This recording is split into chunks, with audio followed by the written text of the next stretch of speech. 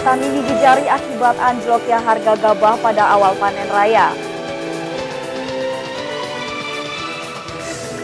Harga beras asalan turun tajam menjadi Rp8.000 per kilogram.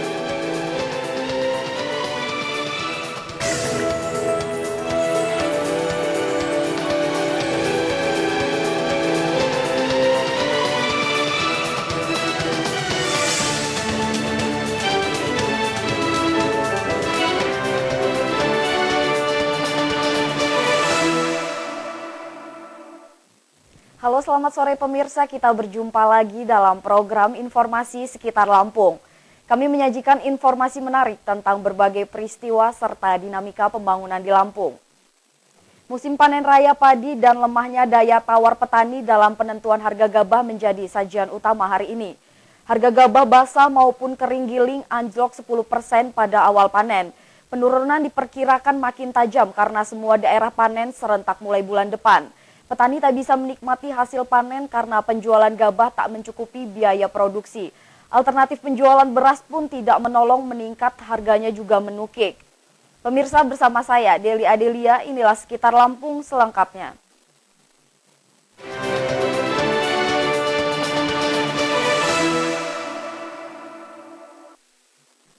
Sentra padi Lampung Timur mulai panen raya. Harga gabah basah maupun gabah kering giling seketika anjlok. Petani kembali merugi karena hasil panen tidak menutupi biaya produksi. Sentra padi Lampung Timur seperti Kecamatan Wai Jepara dan Brajas Lebah pekan ini mulai panen raya. Musim panen awal tahun tidak merata. Sebagian petani memperlambat penanaman untuk menghindari cuaca buruk maupun serangan hama tikus dan sundep. Serangan hama ini telah merusak bibit padi. Awal panen raya bertepatan dengan harga beras tinggi. Meski begitu, petani justru merugi karena harga gabah basah seketika anjlok dari Rp400.000 menjadi Rp360.000 per kuintal. Harga gabah kering giling pun ikut-ikutan menukik dari Rp500.000 menjadi Rp450.000. Harapan keuntungan hasil panen pun amblas. Anjloknya harga gabah sangat merugikan petani. Biaya tanam dan perawatan selama 3 bulan tidak kembali. Bersamaan panen raya seluruh kecamatan, harga gabah basah maupun kering giling makin turun tajam. Para petani menyesalkan kerugian justru saat harga beras sedang tinggi. Mereka mencurigai anjloknya harga gabah akibat permainan spekulan.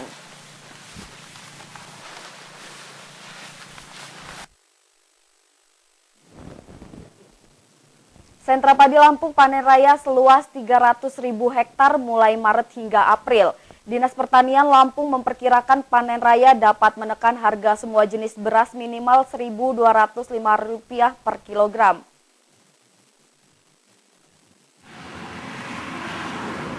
Dari 300.000 hektar tanaman padi yang dipanen Maret ini, Kepala Dinas Pertanian, Tanaman Pangan, dan Hortikultura Lampung Lana Rekyanti berharap dapat menurunkan harga beras. Selanjutnya petani segera melakukan percepatan tanam padi April mendatang agar mampu mengejar target produksi 4,3 juta ton pada tahun 2016. Dari 300.000 hektar tanaman padi yang panen Maret ini, lokasinya tersebar di 15 kabupaten kota. Namun yang cukup banyak berada di Lampung Selatan, Lampung Tengah, Lampung Timur, Pringsewu, Tanggamus, dan sejumlah kabupaten lainnya. Pada akhir bulan ini, Menteri Pertanian direncanakan akan melakukan panen raya di Tulang Bawang Barat sekaligus meresmikan jasa informasi terseleksi atau JIT dan percepatan tanam pada April 2015 ini. Kepala Dinas Pertanian, Tanaman Pangan, dan Hortikultura Lampung Lana Rekyanti memastikan panen padi Maret ini mampu menurunkan harga beras hingga Rp1.250 per kilogram. Angka ini lumayan untuk membantu meringankan beban masyarakat. Ya, kan luas tanam kita kan 450.000 hektar. Mudah-mudahan terrealisasi. Dan yang kemarin tanam bulan Desember, panen Maret, harus segera percepatan lagi tanam bulan April, kan gitu. Dan Januari ya Mei segera tanam, gitu. Tuh. Sejak 3 tahun lalu pemerintah belum menaikkan harga gabah di tingkat petani. Harga pembelian pemerintah HPP masih tetap 3.300 per kilogram gabah kering panen. Pemerintah berencana menaikkan HPP sebesar 3.700 per kilogram gabah kering panen. Namun harga ini sekarang masih dalam usulan. Dari Bandar Lampung, Fajar Magetan melaporkan. Harga beras asalan di pasaran Kota Bandar Lampung turun Rp2.000 menjadi Rp8.000 per kilogram. Nilai ini mendekati harga normal Rp7.700. Sementara harga beras medium dan super baru turun Rp500.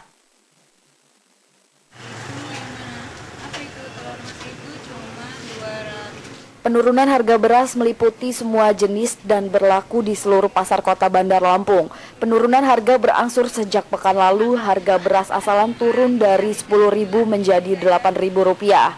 Harga beras kualitas sedang dan super juga turun rata-rata Rp500 menjadi Rp9.500 dan Rp11.500 per kilogram. Ini dari lokal ini? Iya, ini punya dari... Cuman pecah-pecah gitu aja ya? Pecah-pecah, tapi dimasaknya enak kok. Udah drastis banget turunnya, makanya ini sempat kosong juga karena kita takut juga mau nyetok. Terus tiap hari tuh pasti turun 100 tiap hari. Dari harga 10 ribuan sampai sekarang kan 8 ribuan lah dapat dikatakan. Sejak kapan itu penurunannya, Pak? Penurunnya sejak pertengahan bulan ini. Pertengahan bulan. Udah mulai itu turun.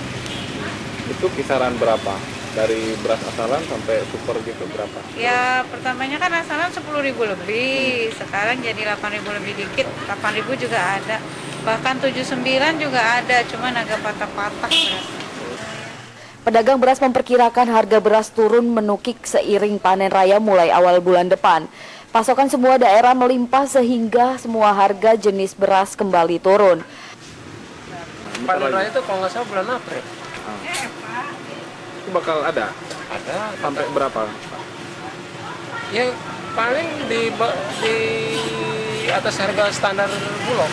Berapa kan itu? Harga standar Bulog itu 77 ke atas sedikit, lebih sedikit lah.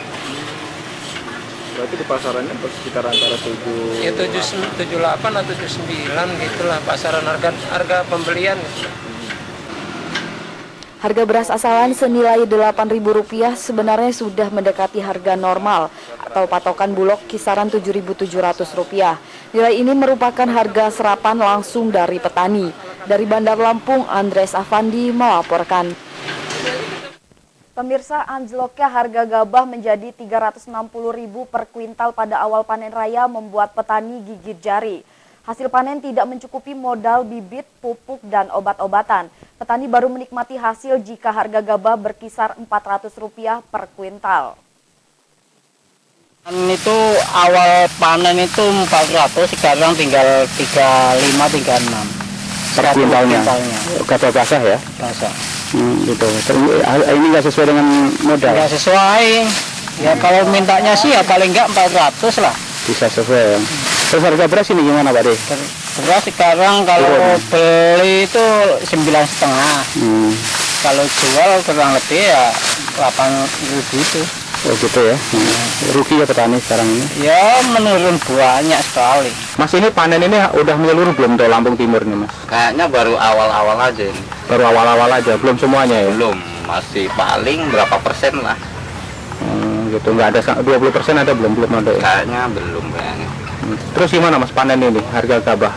Kayaknya harga gabah dari awal sih stabil, cuman kayaknya ini mulai menurun. Makin banyak yang panen makin menurun harganya.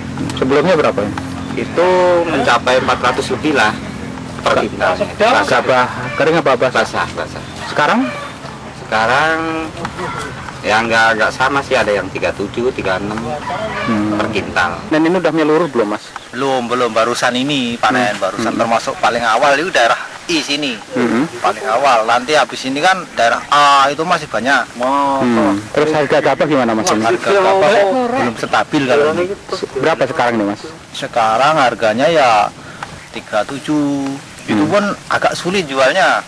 Gitu. Karena sekarang itu banyak bakul, cuman harganya cuman segitu, gitu loh. Kok nggak sesuai dengan harga pupuk gitu loh. Pupuknya mahal. Pupuknya juga harganya mahal, obat-obatan terutama sekarang kan harga obat itu agak melonjak. Gitu. Pemirsa, setelah jeda pariwara berikut kami kembali dengan informasi lain. Di antaranya, anggota DPRD Lampung Dendi Ramadona mengincar kursi Bupati Pesawaran melalui Partai Demokrat. Tetaplah bersama kami.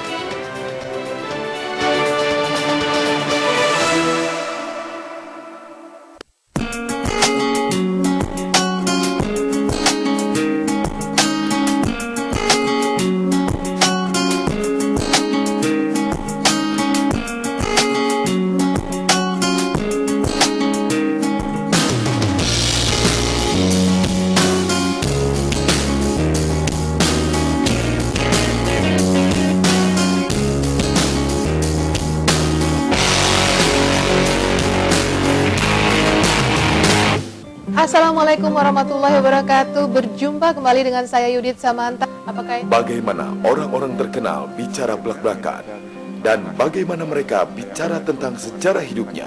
Mereka dari malam itu lapar dan istri itu terbaring itu di dalam gerobak. Niat hanya doa, minta tolong sama Allah. Saksikan Tamu Hari Ini, tayang setiap hari Senin hingga Jumat pukul 16 waktu Indonesia Barat. Tamu Hari Ini hanya di Sindo TV Lampung.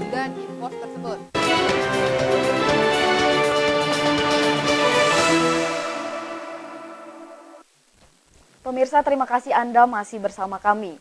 Dendi Ramadona, putra mantan Bupati Lampung Selatan Zulkifli Anwar, siap memperebutkan kursi Bupati Pesawaran pada Pilkada serentak Desember 2015 mendatang. Anggota DPRD Lampung ini akan maju melalui Partai Demokrat. Kepastian Dendi Ramadona maju memperebutkan kursi Bupati Pesawaran disampaikan Dendi usai mengikuti sidang paripurna DPRD langsung Senin pagi. Namun Wakil Sekretaris DPD Demokrat ini belum bersedia menyebutkan bakal calon wakil bupati yang akan mendampinginya. Sesuai instruksi dari DPP dan DPD, Partai Demokrat sudah membuka pendaftaran calon kepala daerah dan wakil kepala daerah untuk 8 kabupaten kota di Lampung. Selain itu, sebagai kader partai, Dendi Ramadona menyatakan telah diminta oleh partai untuk segera mendaftarkan diri ke DPC Partai Demokrat Kabupaten Pesawaran. Untuk pribadi saya sendiri, terkait tentang pembukaan penjaringan Partai Demokrat ini, selaku kader partai yang selalu taat dan titah partai selalu saya ikuti, bahwa saya diminta untuk segera mendaftar kepada DPC Partai Demokrat Kabupaten Pesawaran. Insya Allah ya mungkin dalam waktu dekat ini, kalau berkas kita sudah mengambil, nanti tinggal mengembalikan. Mengenai calon pendamping bagi Dendi, yang terpenting visi misinya sama dan berorientasi pada kepentingan masyarakat Kabupaten Pesawaran dan partai. Bahkan anggota Komisi 4 DPRD Lampung ini berencana mengambil sendiri berkas pendaftaran. Dari Bandar Lampung, Fajar Magetan melaporkan. Seleksi bakal calon kepala daerah PDIP Lampung maju lebih awal dibandingkan partai lain. Partai berlambang kepala banteng Tambun ini mulai besok melakukan fit and proper test atau uji kelayakan dan kepatutan para kandidat.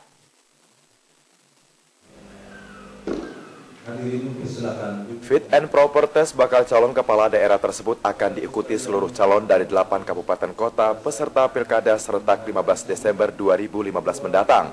Fit and proper test bakal calon kepala daerah ini menjadi syarat penetapan DPP PDIP terhadap seluruh calon kepala daerah maupun wakilnya. Tim seleksi terdiri pengurus DPD PDIP Lampung dan hasilnya akan diserahkan. Wakil Ketua DPD PDIP Lampung Komang Koheri menyebutkan materi seleksi bakal calon kepala daerah ditentukan oleh DPP. Sementara DPD PDIP hanya sebagai penyelenggara.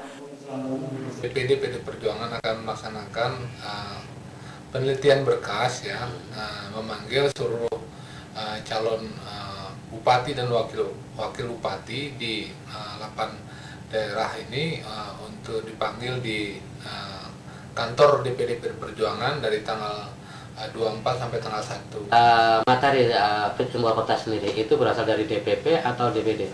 Oh, jadi materi yang jelas dari DPP. Dalam hal fit and proper test ya, untuk calon-calon ini sangat menentukan sekali, karena PD Perjuangan ini kan menginginkan calon pemimpin-pemimpin yang memang mempunyai kualitas. Fit and proper test berlangsung 8 hari mulai Selasa besok 1 April mendatang. Jadwal tes hari pertama jadwal untuk Lampung Tengah, hari kedua Lampung Timur, dan Bandar Lampung pada hari ke-7. Dari Bandar Lampung, Fajar Magetan melaporkan. Pemirsa, Golkar siap berkoalisi secara terbuka dengan partai manapun demi kemenangan Pilkada Lampung Timur. DPD Partai Golkar Lampung Timur tak ragu-ragu mengabaikan koalisi Merah Putih karena strategi tingkat pusat dan daerah berbeda. Kali ini ya kan?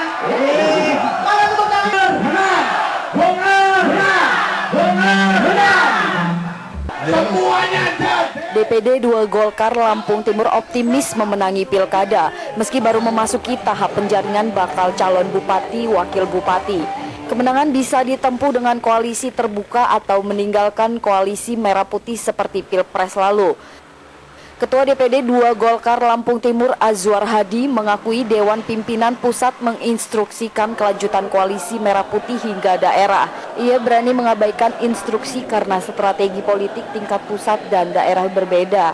Demi kemenangan Pilkada, Golkar siap berkoalisi dengan anggota Koalisi Indonesia Hebat seperti PDIP, PKB, Nasdem, atau P3. Pasti Golkar, makanya Golkar benar-benar lagi membangun komunikasi kepada setiap partai politik, khususnya yang ada di Kabupaten Lampung Timur, baik itu melalui DPD 2 maupun melalui DPD provinsi dan sebagainya. Karena proses penjaringan itu harus kita lakukan, karena pertama proses penjaringan harus kita lakukan, yang kedua dan kita koalisi itu harus kita lakukan. Karena DPD Golkar Kabupaten Lampung Timur ini kan tidak cukup sesuai dengan syarat yang disampaikan oleh KPU adalah perolehan paling tidak suara 20%, kursi minimal 10. Sedangkan perolehan Golkar Kabupaten Timur kan cuma hanya 12,1%. Kemudian anggota DPRD-nya cuma 6 orang, artinya tidak cukup. Oleh sebab itu kita lagi berkomunikasi dengan partai politik yang ada di Kabupaten Timur untuk sama-sama gitu bagaimana mengusung, harus berkoalisi. Partai pengusung harus memenuhi syarat 20% suara legislatif.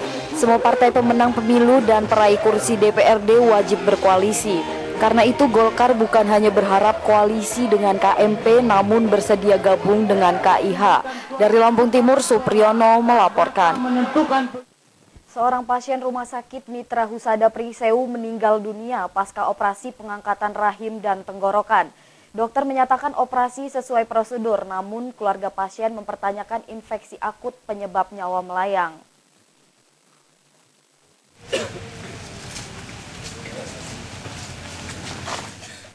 Supina, 62 tahun, warga Sukoharjo, Pringsewu, meninggal dunia setelah 2 kali operasi di Rumah Sakit Mitra Husada. Operasi pertama pengangkatan rahim pada 11 Maret, disusul operasi tenggorokan pada 14 Maret. Kondisi Supinah bugar sebelum operasi. Keluarganya mempertanyakan kesalahan operasi karena kondisi Supinah turun drastis. Ia menderita infeksi akut dan menemui ajal pasca operasi. Operasi angkat rahim aja, nggak tahu kalau terjadi insiden kayak gitu. Saya nggak tahu. Saya cuman pengen ibu saya sehat. Insidennya apa, Mbak? Yang dimaksud apa? Ya ini bengkak di sini, bengkak di sini. Terus setelah terjadi operasi ini kan di sini bengkak, di sini. Terus makan nggak bisa. Makan nggak bisa, nolong nggak bisa. Kalau nolong segini kan gini ibu saya. Direktur Rumah Sakit Mitra Husada Niken Wijayanti memastikan operasi berjalan sesuai prosedur. Pasien tiba dengan kondisi rahim keluar. Hasil pemeriksaan memenuhi syarat operasi. Ada beberapa hal yang di luar prediksi dokter, ya namanya risiko medis itu di luar prediksi. Itu namanya emfisema, mungkin karena kurang komunikasi aja dengan pasien, kami sudah lakukan dengan pemberian antibiotik ya, karena biasanya dengan pemberian antibiotik yang generasi baru yang luas itu kondisinya membaik. Keluarga belum menerima kematian Supina, terutama timbulnya infeksi akut pasca operasi tenggorokan. Kondisi tubuh menurun tajam dalam 6 hari hingga menemui ajal. Dari Pringsewu, Indra Siregar melaporkan. Seorang bayi di Lampung Utara menderita hidrosepalus atau pembengkakan kepala sejak lahir hingga usia hampir 5 tahun. Ia juga mengidap gizi buruk sehingga kondisinya makin menderita. Balita ini membutuhkan bantuan biaya pengobatan.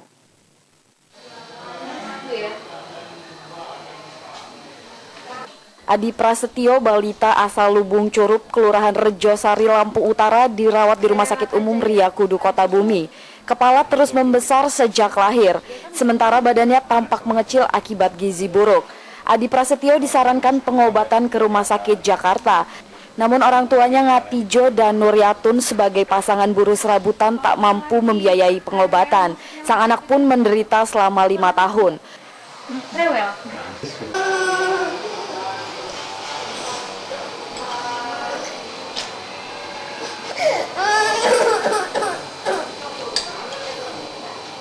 Pernah diupayakan pengobatan lain Pak? Kemana? Belum pernah Pak? Ya kami sebagai orang tua sih sebenarnya mau, itu pun kalau ada pihak-pihak tertentu yang bisa membantu keluarga kami. Oh gitu ya Pak, harapan Pak. Mudah-mudahan anak ini bisa sehat gitu. Oh gitu ya Pak. Rumah Sakit Ria Kudu Kota Bumi sedang mengupayakan kesembuhan sesak nafas dan pemulihan gizi buruk Adi Prasetyo. Kami sudah memberikan obat, sudah dilakukan tindakan nebulizer. Nah, kalau memang ini, karena memang semuanya tidak mendukung, gizinya pun kan gizi kurang. Jadi, untuk penyembuhannya pun tidak didukung dalam keadaan gizi baiknya dalam tubuhnya. Perawatan Adi Prasetyo di Rumah Sakit Umum Ria Kudu Kota Bumi menggunakan fasilitas BPJS. Keluarga berharap bantuan dermawan maupun jajaran Kementerian Kesehatan. Dari Lampung Utara, Haryadi Haka melaporkan. Pemirsa, setelah pesan-pesan berikut ini kami kembali dengan informasi lain. Di antaranya, pemerintah mendorong Pringsewu Expo sebagai kesempatan membuka bisnis peluang pasar nasional. Ikuti informasinya sesaat lagi.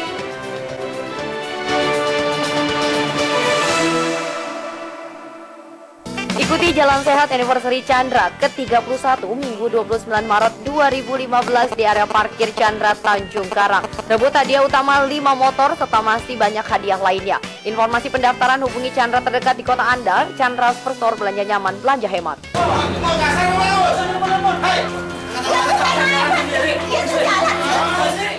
Barometer kriminalitas dan tindak kejahatan kami hadirkan.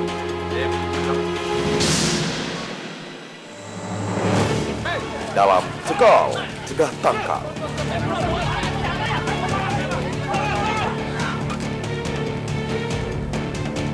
Setiap hari Senin hingga Jumat pukul 15.30 waktu Indonesia Barat, hanya di Sino TV Lampung.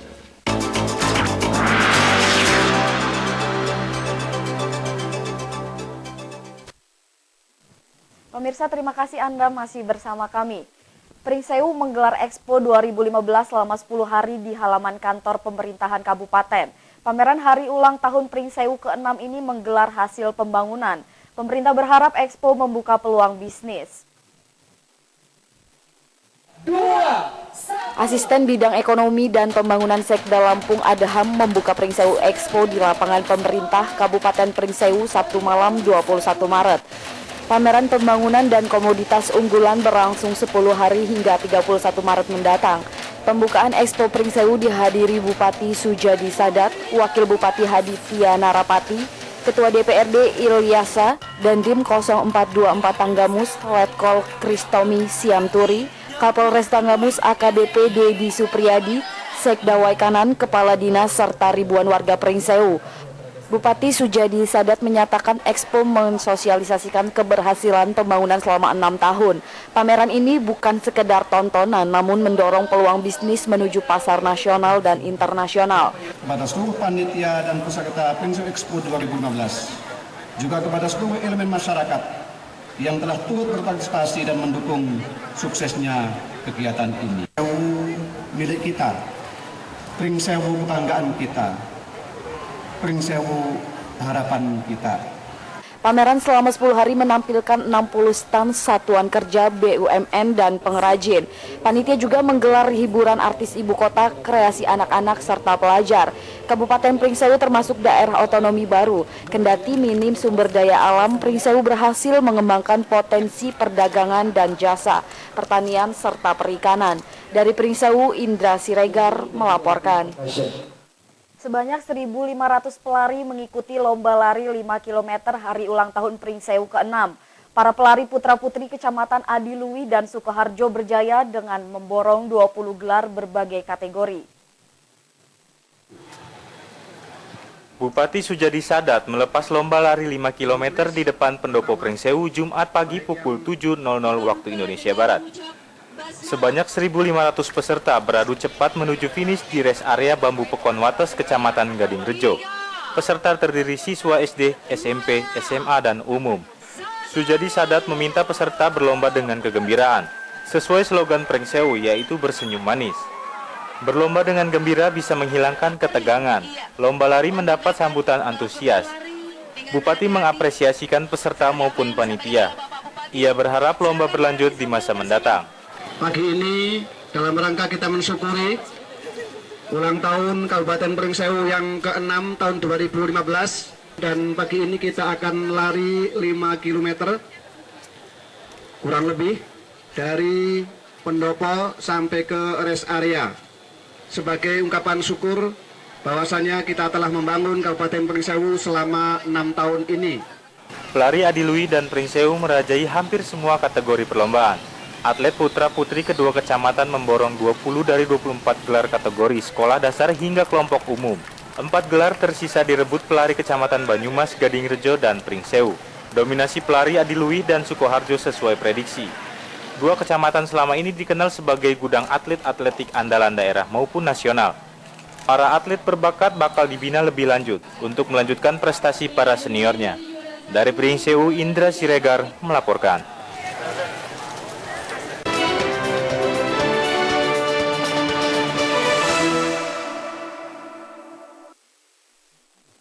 Festival Ogo-Ogo menyambut Hari Raya Nyepi Tahun Baru Saka 1937 berlangsung di kawasan Tugu Adipura, Kota Bandar Lampung. Tidak saja umat Hindu, ribuan warga Bandar Lampung turut memeriahkan acara. Bagi umat Hindu, kegiatan ini merupakan upaya menjalani keberagamaan antar umat beragama. Pemirsa, laporan tersebut sekaligus mengakhiri Sekitar Lampung sore ini. Saya Deli Adelia, mewakili kru yang bertugas undur diri dan terima kasih.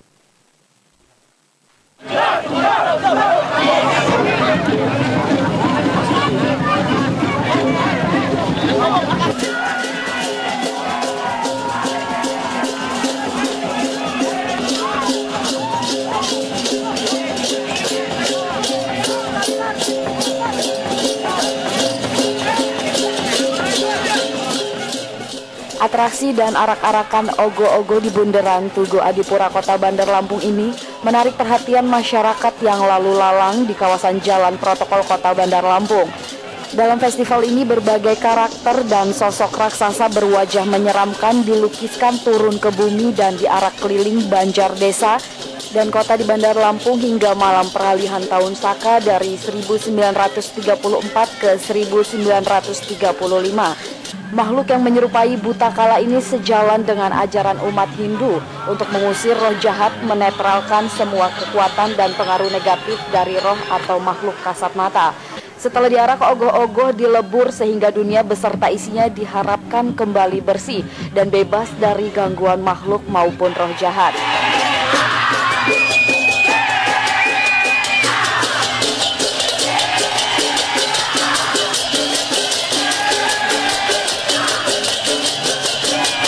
Ketua Parisada Hindu Dharma Indonesia Kota Bandar Lampung, Iputu Suerta Adinan menjelaskan acara pawai ogoh-ogoh disimbolkan untuk membersihkan diri dari simbol jelek yang ditunjukkan dalam ogoh-ogoh.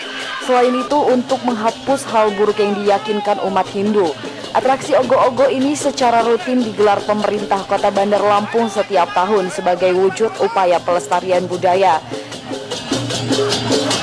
Sudah menjadi agenda tetap dari Pemda Kota Bandar Lampung bekerjasama dengan pihak Parisada Hindu Dharma Kota, di backup oleh Parisada Provinsi. Jadi setiap tahun ketika ada Hari Raya Nyepi, kami selalu mengadakan pawai ogoh-ogoh. Selamat Hari Raya Nyepi 1937 tahun 2015. Mudah-mudahan umat beragama bisa kompak di Kota Bandar Lampung.